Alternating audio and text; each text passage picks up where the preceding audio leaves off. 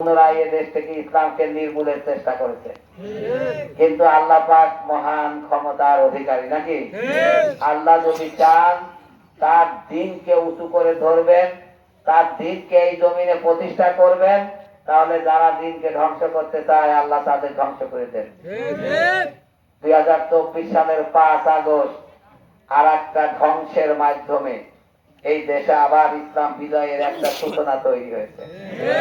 কিন্তু প্রিয় দেশবাসী, যেখানে ইসলাম এখানে আছে সেখানে আবুল আহাব, আবু জেহেল, আবু উতবা, সাইবাদের আবির্ভাব আছে এবং এটা কিয়ামত পর্যন্ত থাকবে। ইসলামকে এদের সাথে মোকাবেলা করে এই দুনিয়ার বুকে টিকে থাকতে হবে। আমাদের বর্তমান সময়ে মনে করেছিলাম আমরা যে বাংলাদেশে ইসলামের আর কোনো দুশ্মন থাকলো না, কিন্তু বিভিন্ন জায়গায় স্লোগান উঠেছে যে শরিয়া আইন মানি না। শরিয়া আইনটা কার? এটা চাইতেছে কে? আল্লাহর নির্দেশ যে মানে না সে খাঁটি মুসলমান।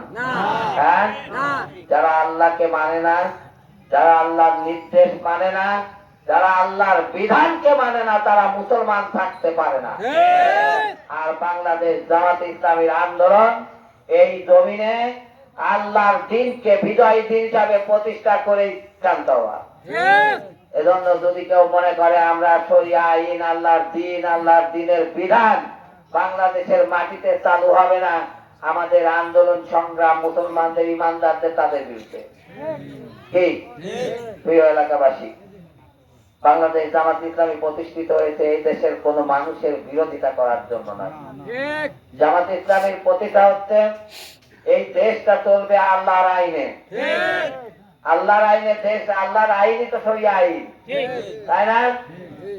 জামাত ইসলামের টার্গেট হচ্ছে এই দেশটা চলবে সকল জুলুম, নির্যাতন, অন্যায়কে উচ্ছেদ করে ইসলামী বিধান মতো এই দেশ চালিত হবে। যেখানে আল্লাহর বিধান আছে সেই জায়গায় শান্তি আছে, যেই জায়গায় আল্লাহর বিধান আছে সেই জায়গায় সকল মানুষ শান্তিতে বসবাস করবে। আবার যেখানে ইসলাম প্রতিষ্ঠার আন্দোলন আছে সেখানে ইসলাম ধ্বংস করার ষড়যন্ত্রকারীরাও আছে, তাই না? বর্তমান সময়ে আপনারা লক্ষ্য করেছেন বিভিন্ন জায়গায় হুমকি দেওয়া হচ্ছে যে অমুক জায়গায় ভোট দিলে খবর আছে, এরকম হুমকি দেওয়া হচ্ছে না? আমি সেই ভাইদেরকে বলতে চাই, আমরা আপনাদের বিরুদ্ধে ঝগড়া করার জন্য, যুদ্ধ করার জন্য, মারামারি করার জন্য আমাদের আন্দোলন না। আমাদের এই আন্দোলনের সাথে একজন কৃষক থাকবে, একজন জেলে থাকবে, একজন তাঁতি থাকবে, একজন হিন্দু, একজন মুসলমান, একজন খ্রিস্টান, একজন আওয়ামী লীগ, বিএনপি, জাতীয় পার্টি, জাসদ, বাসদ যারাই আছে, যারা এদেশের নাগরিক, তাদেরকে সবাইকে সাথে করে নিয়ে এই বাংলাদেশটাকে একটা সুন্দর বাংলাদেশ গড়ে তোলা। কিন্তু এটা অনেকের বরদাস্ত হচ্ছে না।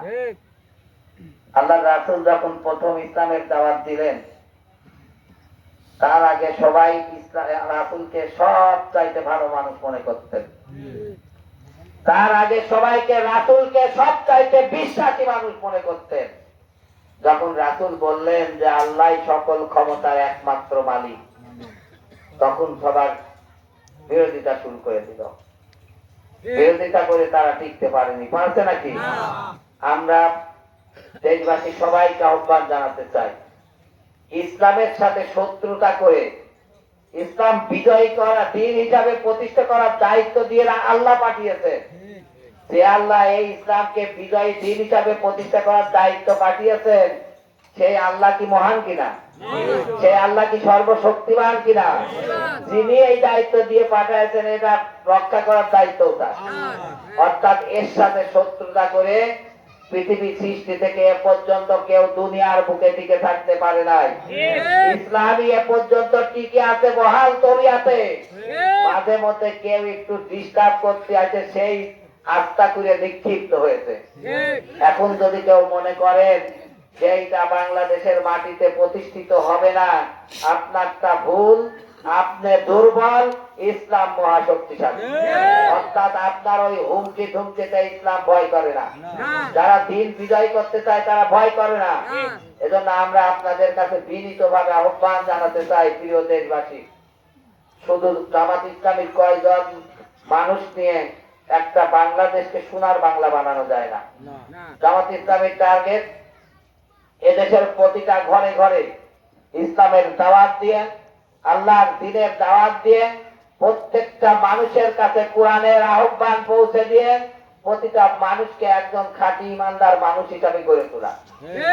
যখন সমাজের মানুষগুলো কোরআনের কাছে আসবে, ইমানদার হবে, ভালো মানুষ হবে, সেখানে কি গাঁজাখোর থাকবে?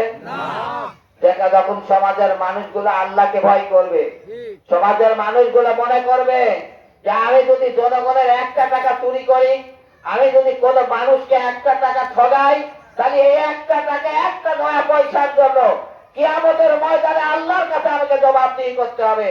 সেই মানুষ কি আর দুর্নীতি করতে পারে? জামাত ইসলামীর টার্গেট দেশের সকল মানুষের কাছে কোরআনের শিক্ষা দিয়ে একজন আদর্শ ইমানদার মানুষ বানানো, এবং সেই মানুষদেরকে নিয়েই একটা সুন্দর সমাজ বিনির্মাণ করা। এই সুন্দর সমাজ বিনির্মাণ করতে এসে যারা চাঁদাবাজ, তারা মনে করছে যে জামাত ইসলামী যদি এটা প্রতিষ্ঠা করে ফেলায় আমার চাঁদাবাজি বন্ধ হয়ে যাবে। যারা দুর্নীতি করে নিজের বাড়ি গাড়ি করে, যারা দুর্নীতি করে নিজের অট্টালিকা তৈরি করে, তারা মনে করছে জামাত ইসলামী আসলে দুর্নীতি বন্ধ হয়ে গেলে আমার অট্টালিকা বেচা ছাড়া আর গড়া সম্ভব না। যার কারণে তারা এসে জামাত ইসলামীকে বিরোধিতা করতেছে। এটা কয়েকদিন আগে একটা